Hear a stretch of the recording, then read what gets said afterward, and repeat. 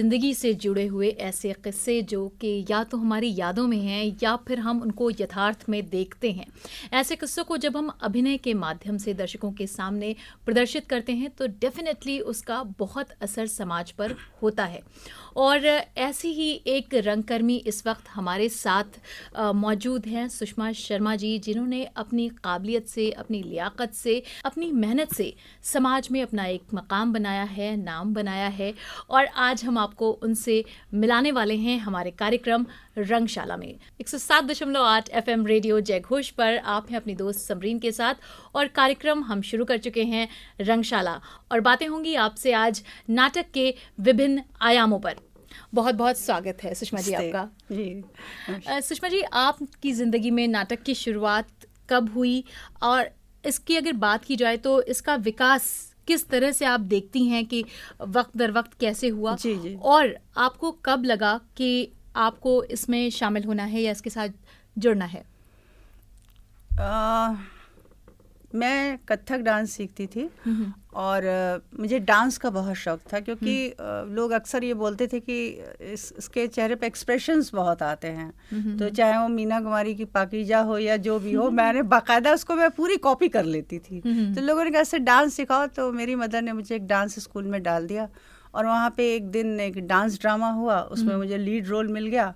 तो जब रिहर्सल चल रही थी तब तो मुझे ऐसा नहीं लग रहा था कि ये इसका फाइनल क्या ये स्वरूप इसका बन के आएगा, लेकिन जब हम लोग स्टेज पे उतरे, पूरे सेट, लाइट, कॉस्ट्यूम, म्यूजिक और सबसे बड़ी बात जो अहम हिस्सा है ऑडियंस का, जब ऑडियंस के सामने हम लोगों ने फेस किया, और मैं को ये एक ऐसा सीन था कि जिसमें जो रति, जो कि सौंदर्य की देवी है, और उसका जो पति कामदेव जो प्रेम का प्रतीक है, जब उसकी डेथ हो जाती है तो वो कुछ रो रो के शिव जी से प्रार्थना कर रही होती है। तो मैंने देखा कि उस गाना भी मैं गा रही थी और एक्सप्रेशन डांस भी उसमें हल्का फुल्का कर रही थी। तो मेरे आँख से आंसू एकदम बहने लगे, असली आंसू बह रहे थे, और मैं हुचकी ले लेके पूरा गाना, छोटी सी थी 8 साल की, पूरा मैंने किया। तो लोगों ने बड़ी ताली बजाई। उस समय जो डीएम थे वो आए, उन्होंने बड़ा मुझे अप्रिशिएट किया, प्राइज़ दिया। और जो इतना अप्रिसिएशन और जो ऑडियंस की ताली थी, ये बहुत बड़ी कमज़ोरी होती है किसी भी कलाकार की। ऑडियंस की ताली और उसका अप्रिसिएशन, वो ही उसको जिंदा भी रखता है। जिस दिन उसको ये चीज़ें नहीं मिलती तो वो फिर अपना काम बहुत बेहतर तरीके से नहीं कर पाता। तो उसको देख के मुझे लगा यही वो जगह है। मैं बहुत छोटी थी, ऐसा नहीं कि मैं बहुत वो था, बस मुझे लगा ये काम बहुत अच्छा है और इसको करना चाहिए। फिर मैंने आगे सबसे कहती थी मुझसे नाटक करा लो, मुझसे नाटक करा लो। तो अब छोटी लड़की 8 साल की कौन किसको नाटक कराए। उसके बाद लोग पढ़ते गए। जब मैं 10th में आई तो मेरे स्कूल में फंक्शन था, तो उन्होंने कहा नहीं, साइंस की लड़कियां हर बार चली जाती हैं और फंक्शन है, आप लोग को कुछ करना है, कल्चरल प्रोग्राम। तो मैंने कहा कि हम लोग नाटक करेंगे। बोले कोई बताएगा नहीं, अपने आप लोग करना है, कोई टीचर हेल्प नहीं करेगी। तो हम लोगों ने डॉक्टर राम कुमार वर्मा का एक बहुत फेमस प्ले है पन्ना धाय के ऊपर, दीपदान। अच्छा। तो पन्ना धाय का जो सेक्रीफाइस था, मेरी शुरुआत ही औरतों के प्ले से। तो उसको मैंने डायरेक्ट किया और बड़ा लोगों ने पसंद किया। फिर दूसरा एक कॉमेडी प्ले किया। फिर ऐसे छोटे छोटे प्ले करते करते जो 90 की बात है, नहीं 84 की बात है, यहाँ से संगीत नाटक अकादमी लखनऊ से एक वर्कशॉप हो रही थी। डॉक्टर लक्ष्मी नारायण लाल थे, बहुत बड़े थिएटर उनमें लेखक रहे हैं वो। तो वो हमारे शहर में आए, तो उन्होंने एक वर्कशॉप की और कहा कि जो भी पार्टिसिपेट करना चाहता है वो आ जाए। तो हम लोग गए ऑडिशन देने। तो उन्होंने मेरी चाल को देख के कहा क्या तुम डांस सीखती हो? तो मैंने कहा कि हाँ मैं सीखती थी, अब मैं नहीं सीखती। तो उन्होंने कहा कि ठीक है, तुम लीड रोल करोगी। और बलराम की जो पत्नी रेवती थी, उनका रोल मुझे दिया। फिर कुछ सैद्धांतिक बातों पे डॉक्टर लक्ष्मी नारायण लाल से मेरा मतलब मतभेद हो गया और मैंने शो से एक दिन पहले वो प्ले छोड़ दिया। और मुझे ये बात बहुत ख़राब लगी, क्योंकि मैं सही थी और सब लोगों ने किसी ने मेरा साथ नहीं दिया। और वो मेरा ये मानना था कि कलाकार हम हैं, ठीक है, लेकिन कलाकार के साथ अगर हमारे वैल्यूज़ नहीं है कोई, तो उसका कोई मतलब नहीं है। अगर हम अच्छे इंसान नहीं हैं तो सब बेकार है। और उसी मुद्दे पे मेरी कुछ वो बड़ा पर्सनल मामला था, बड़ा लंबा खिंच गया, तो मैंने छोड़ दिया। उसके 1 साल बाद नेशनल स्कूल ऑफ ड्रामा से अलोपी वर्मा जी, जो लखनऊ के ही रहे हैं, इसी साल अभी उनकी डेथ हो गई, तो वो आए थे। तो उन्होंने कहा कि तुम्हारे साथ ठीक नहीं हुआ, तुमको मैं चांस दूंगा। और उन्होंने दुलारी बाई अगेन women-oriented, प्लेयर था, तो उन्होंने दुलारी बाई में मुझसे वो रोल कराया और वो मेरे नेचर से बिल्कुल अगेंस्ट था। वो बहुत ही दबंग और गाली गलौज करने वाली और बड़ा कंजूस टाइप की और मतलब इस टाइप का कैरेक्टर था। तो मैं बड़े संकोची स्वभाव की थी, तो वो बहुत उन्होंने मुझे मेरे साथ बहुत मेहनत करी। और फिर हम लोगों ने उसको वहाँ फूलपुर इफ्को में कार्यक्रम, वहाँ बहुत बड़ी वो है फैक्ट्री है, वहाँ पे हम लोगों ने किया उसको। तो जो सबसे बड़ा जो कॉम्प्लीमेंट मुझे मिला, तो लोगों ने ये कहा क्या आप भी नेशनल स्कूल ऑफ ड्रामा से आई हैं? तो हमारे डायरेक्टर बहुत खुश हुए, बोले सुन रही हैं आप, देखिए आपको कितना बड़ा कमेंट मिला है, कितना बड़ा कॉम्प्लीमेंट है। मैंने कहा अरे सर इसमें मैं नहीं, आपने जो मुझे सिखाया वो मैंने कर दिया। तो धीरे धीरे फिर मैं रेडियो में आ गई, युवाणी में यूथ सेक्शन में मैं कंपेयर हो गई। तो वहाँ पे भी जो हमारे पैक्स थे वो भी नेशनल स्कूल ऑफ ड्रामा के मंजुल वर्मा थे। तो उनको खुद भी थिएटर करने का बहुत शौक था। तो वो रेडियो से जब अपना ड्यूटी ख़त्म हो जाती थी तो वो जाके फिर थिएटर शाम को रिहर्सल करते थे। तो वो हमसे बोले तुम्हें करना है? तो हमने कहा कर लेंगे। तो उनके साथ मैं कई बार गई, फिर धीरे धीरे जुड़ते गए। हमने कई प्लेस किए, कई ग्रुप्स के साथ किया। फिर ये सब करते करते मुझे देखिए कुछ ऐसा होता है, अगर आपका ग्रुप ना हो या आपको कोई बहुत सपोर्ट करने वाला ना हो तो आपको लोग छोटे मोटे रोल देख के दरकिनार कर देते हैं। तो वो उन्होंने भी मेरे साथ बाद में ऐसा होने लगा कि 2 लाइन का 4 लाइन का मुझे रोल दे देते थे और मैं बहुत प्रॉपर वे में सारा अपना कॉस्ट्यूम सब अरेंज करके, और 2 लाइन के रोल के लिए मैं 13 किलोमीटर रोज जाती थी मोपेड से, और सिंसियरली 5 बजा नहीं कि मैं वहाँ पे वो हो जाती थी, प्रेजेंट हो जाती थी और करती थी। जो भी मुझे लगता था 2 लाइन है 4 लाइन है, जो भी है मैं उसको अच्छे से करूँगी।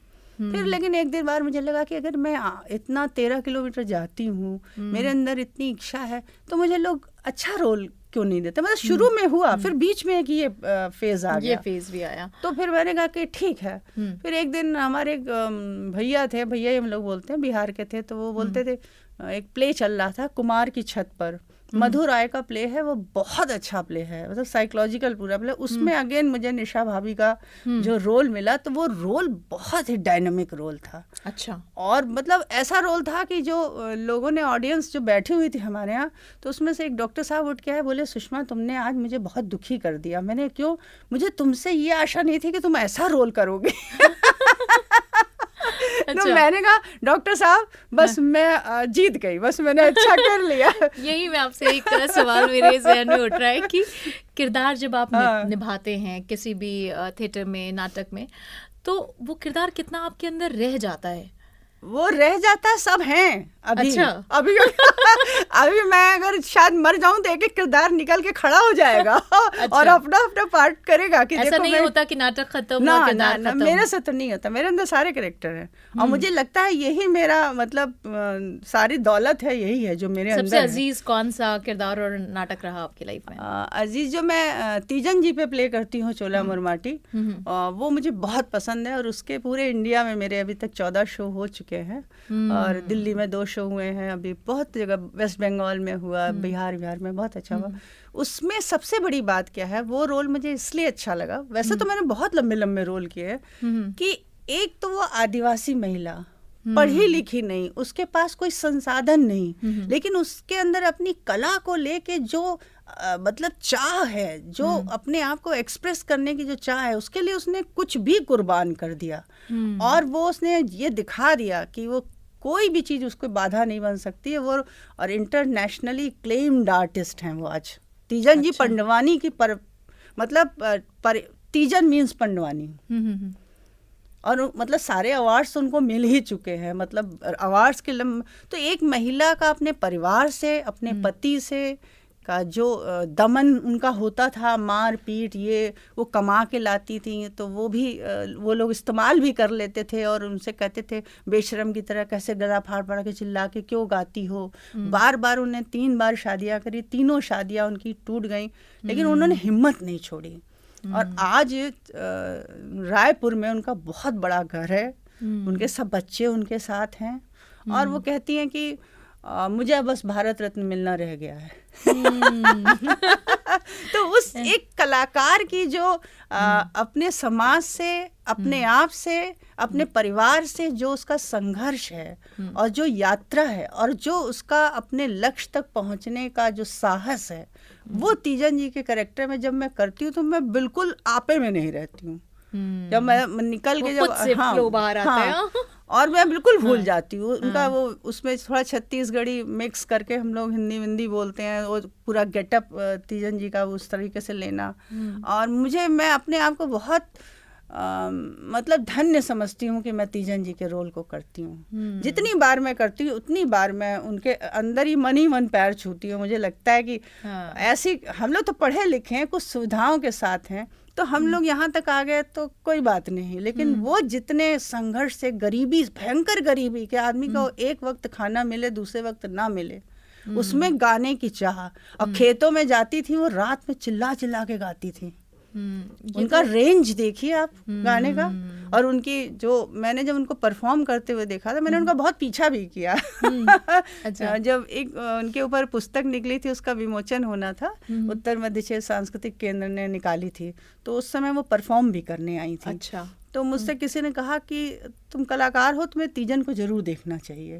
तो हम जब तीजन को देखने बैठे तो उनका अपने प्रॉप्स के साथ जो खेलती हैं और जो उनकी आंगिक मुद्राएं हैं, जो एक्सप्रेशंस हैं, उसको देख कर हमें लगा पढ़ा लिखा आदमी तो एनएसडी करने के बाद ये तो पा ही नहीं सकता। और मैं एकदम जैसा लगा कि कोई ज्वालामुखी स्टेज पे चल रहा हो, और जब वो कर लेती है तो फिर वो धीमे धीमे उतरती है। तो मुझे लगता है ये तीजन और वो तीजन दूसरी है। और जब मैंने उनसे पर्सनली 2 दिन इंटरव्यू लिया मैंने उनका, अच्छा, उनको जानने के लिए कि वो क्या है, तीजन कलाकार क्या है और तीजन इंसान क्या है। तो जो इंसान थी तो मैंने देखा बड़ी दबी सी, बड़ी चुप चुप बोलने वाली, धीरे धीरे बोलने वाली, तो मुझे कहीं निराशा भी हुई, सही कहूँ तो। लेकिन फिर मुझे लगा वो जिस समाज से आती हैं तो शायद वो भय, वो दबाव उस समाज से उनके अंदर है। लेकिन उन्होंने अपनी पूरी जिंदगी अपने तरीके से जी। ये बात हर महिला कलाकार को उनसे सीखनी चाहिए। सुषमा, ये तो बात हो गई आपके अभिनय की, लेकिन साथ ही आप लेखन और निर्देशन भी करती हैं। तो अब जो मेरा सवाल है वो लेखन से जुड़ा हुआ है कि आप कहानियों को नाटक में कैसे परिवर्तित करती हैं? जी, इसके 2 पार्ट हैं। एक तो मैं किसी की लिखी हुई कहानी को ड्रामेटाइज करती हूँ, और एक मैं खुद ओरिजिनल लिखती हूँ। अच्छा। हाँ, तो ये दोनों चीज़ें वहाँ से पैदा होती जब मुझे लगता है कि जो मुझे कहना है वो मुझे जो स्क्रिप्ट मिली है उससे मैं सेटिस्फाइड नहीं हूँ, या मैं उससे मतलब मेरा मेंटली मैं वो उसको एक्सेप्ट नहीं कर पा रही हूँ कि वो मैं जो चाह रही हूँ वो नहीं है। तो मैं खुद लिखती हूँ, और मैंने कई मौलिक नाटक भी लिखे, ओरिजिनल नाटक जिसको कहते हैं। उसमें शबरी की प्रतीक्षा और ये चोला मोर माटी जो तीजन जी पे प्ले है, ये भी मैंने खुद लिखा है। क्या बात है। और एक दुर्गा भाभी, क्रांतिकारी दुर्गा भाभी है, उन पे अभी ये अमृत महोत्सव से पहले लिखा था, 2020 में उसको लिखा था वो, और एक प्रकरण शर्विलक वो लिखा है। फिर बच्चों के पूरे नाटक लिखे हैं कई, वो वर्कशॉप में मैंने बच्चों से बात करके वहीं से इम्प्रोवाइज करके वो सब किया है। तो जब मुझे अपनी बात को अपने तरीके से कहना होता है तो मैं लिखती हूँ, और कोई कहानी अगर मुझे अच्छी लग गई और वो कहानी के फॉर्म में है, नाटक के फॉर्म में नहीं है, तो कहानी का मंचन 2 तरीके से होता है। अंकुर जी ने इस बात को कहा है, देवेंद्र अंकुर जी ने, जो इसके जनक हैं कहानी के मंचन के, कि कहानी 2 तरीके से होती है। एक तो जैसे लिखी हुई है आप उसको एज इट इज कर दीजिए, उसमें अपनी तरफ से कुछ जोड़िए नहीं, घटाइए नहीं। और दूसरा तरीका ये है कि आप अपने तरीके से उनमें कुछ सीन्स बना लीजिए छोटे छोटे, और अगर आपको कुछ कविताएं जोड़नी है, कुछ थॉट जोड़ना है, उससे मिलता जुलता कोई चीज जोड़नी है, लेकिन फ्रेम वर्क वही रहेगा, उसी फ्रेम में आपको जोड़ के, ये उसका मतलब उसको उसकी आत्मा को नहीं मारना है आपको, बहुत ज्यादा वो नहीं करना है उसको, मतलब डिस्टर्ब नहीं करना है। उसी फ्रेम में आप कुछ ऐसा जोड़ दीजिए जो उसको, आपके कथ्य को और ताकत दे। तो वो एक तरीका होता है। तो मैंने जितना भी नाट्य रूपांतरण किया उसमें मैंने जोड़ा है, और मैंने उसको नाटक की स्क्रिप्ट बना दी, कहानी को नाट्य रूपांतरण जिसको हम लोग बोलते हैं, ड्रामेटाइज कर दिया है, सीन बना दिए हैं, गीत लिख दिए, छोटे छोटे, जैसे बच्चों के लिए खास तौर से उनके लिए छोटे छोटे बहुत प्यारे प्यारे कुछ जैसे ये है लारा की टोपी, ये है लारा की टोपी, प्यारी प्यारी छोटी छोटी पहन इसको, मैं राजकुमार लगूं, ये गीत मैंने लिख दिया। अब छोटा सा बच्चा 6 साल का वो टोपी पहन के जैसे बच्चे खुश हो रहे हैं, तो इस तरह की चीजें नाटक को और बेहतर बनाने के लिए खासतौर से बच्चों को कि उनके अंदर sense of music, sense of rhythm एक नाटक के साथ हर नाटक में ये भी आए। केवल डायलॉग बोलना और दिलीप कुमार नहीं उनको बनना है, उसके साथ साथ गाना, नाचना, मतलब नाट्य शास्त्र के अनुसार उनको वो सारी चीजें आनी चाहिए। तो उसमें बड़ों के लिए भी लिखा है मैंने कि एक कहानी थी, बहुत अच्छी कहानी है, रामेश्वर गोदारा ग्रामीण की, वो राजस्थान के हैं। वो कहानी प्राइज विनिंग कहानी थी, मछली नाम से। तो मैंने उसको पानी रे पानी के नाम से किया, और वो उसमें वो आजकल की समस्या है कि पानी का लेवल कैसे कम होता जा रहा है, कैसे आगे इंसान एक एक बूंद के लिए तरसेगा, और ये सब सुन के, ये सब खबर पढ़ के एक बुढ़ा आदमी सनक जाता है। लोग सोचते हैं वो सनक गया है, लेकिन वो सच्ची बात कह रहा है, पानी बचाओ, पानी बचाओ, पानी बचाओ, पानी निबड़ जाएगा, पानी निबड़ जाएगा। तो उसके ऊपर है वो। तो बाद में लोग कहते हैं भारू पागल हो गया, जो मेन कैरेक्टर। तो मैं एक कैरेक्टर से ये कहलवाती हूँ कि वो पागल हो गया है या हम अभी उन चीज़ों को नहीं देख पा रहे हैं। बिल्कुल। तो उस कहानी में भी मैंने गीत वीत लिखे और उसको पूरा ड्रामेटाइज करके उससे बहुत सारे शो किए थे। बहुत अच्छा, बहुत ही कंटेम्प्रेरी थीम पर है वो नाटक। और वो इसी तरीके से कमलेश्वर जी की कहानी थी, राजा निर्बंसिया, बहुत बढ़िया कहानी है वो। उसको ड्रामेटाइज किया, उसमें कुछ सोहर और ये वो विदाई गीत, ऐसे कुछ गीत डाले, उसको तैयार किया। फिर मुंशी प्रेमचंद की कहानियाँ, अज्ञे जी की कहानियाँ, इन सब को ड्रामेटाइज करके कोलाज बना के उसको काफ़ी मतलब काम उसी तरह से होता रहा। तो जब भी कोई थॉट अच्छा लगे, कविता अच्छी लगे, यहाँ तक कि मैंने एक पेपर में न्यूज़ निकली थी, उसको भी पूरा मैंने ड्रामा बना के किया। वो एक किस्सा गो। अच्छा। हाँ। और एक छोटे सा 13 साल की लड़की की एक कहानी है कि वो अपने फादर के शराब वराब पीने से बहुत डिस्टर्ब हो जाती है, और कैसे वो घर से भाग जाती है, फिर कैसे वो फेस करती है दुनिया को, वो किया। तो वो भी जहाँ से आपको कंटेंट मिले, जहाँ से आपको लगे कि ये चीज़ हमें लोगों के सामने कुछ नया है, कुछ जीवन के नए पक्ष को दिखा रहा है, वो आपको करना चाहिए। अगर हम जिंदगी भर हम आषाढ़ का एक दिन या तुगलक या यही तो नहीं करते रहेंगे, वो तो है ही, क्लासिक प्ले है ही, उनका तो कोई मुकाबला नहीं है। लेकिन हमें आगे भी तो उस परंपरा को बढ़ाना है। बिल्कुल सुषमा जी, मैं यहाँ पर अपनी बातचीत को विराम करूँ, और उससे पहले मैं चाहूँगी कि आप इसका जवाब दें कि जो दौर आया है आजकल के वक्त में, OTT प्लेटफॉर्म्स हैं, थिएटर है, इसके अलावा डिजिटलाइजेशन का दौर है, सोशल मीडिया है, लोगों के पास वक्त की देखा जाए तो खासा कमी हो गई है। लोग वक्त नहीं निकाल पा रहे कि 1 घंटा 1.5 घंटा जाके वो थिएटर में बैठ के देखिए। मूवीज़ ही देखना लोगों ने काफ़ी हद तक कम कर दिया। आप देखें कि बड़े बैनर्स की मूवी होती हैं तो फिर शायद चल जाएं, अगर बड़ा हॉल में तो बहुत। तो नाटक का आप इस तरह से क्या भविष्य देखती हैं? देखिए, इसका एक असर तो हमारे ऊपर ये पड़ा है कि जो ड्यूरेशन है नाटक का, वो हमको कम करना पड़ा है। पहले लोग 3-3 घंटे के नाटक देखते थे, 5-5 घंटे का। अब इतना पेशेंस ही नहीं है आदमी का। अब 20 मिनट का एपिसोड देखने के बाद आदमी, बहुत ऑडियंस चाहेगा तो वो 1 घंटे 1.25 घंटे का प्ले देख लेगा। उसमें भी इधर उधर करता रहेगा, मोबाइल करता रहेगा, आए माए करता रहेगा। लेकिन अच्छा प्ले होता है तो लोग उसको देखने आते हैं। और अच्छा प्ले हमारा करना हमारी ड्यूटी ही नहीं, हमारा मजबूरी भी है। अगर हमको अपने आप को सरवाइव करना है, थिएटर को बना के रखना है, सारे आर्ट फॉर्म का जो जड़ है वो थिएटर ही तो है। बिल्कुल। तो थिएटर मर गया तो समझ लीजिए फिर कुछ नहीं रहेगा। तो उसको जिंदा रखने के लिए भी हमें अच्छा काम करना ही है। ये हमारी मतलब वो है प्रतिबद्धता, समझ लीजिए, जो समझ लीजिए जी। तो वक्त की कमी के रहते हम अपना ये कार्यक्रम अभी रंगशाला यहीं समाप्त करते हैं। आप आई, हमारे साथ अपने विचार साझा किए, कीमती वक्त दिया, इसके लिए बहुत बहुत धन्यवाद। मुझे भी बहुत अच्छा लगा। धन्यवाद। धन्यवाद।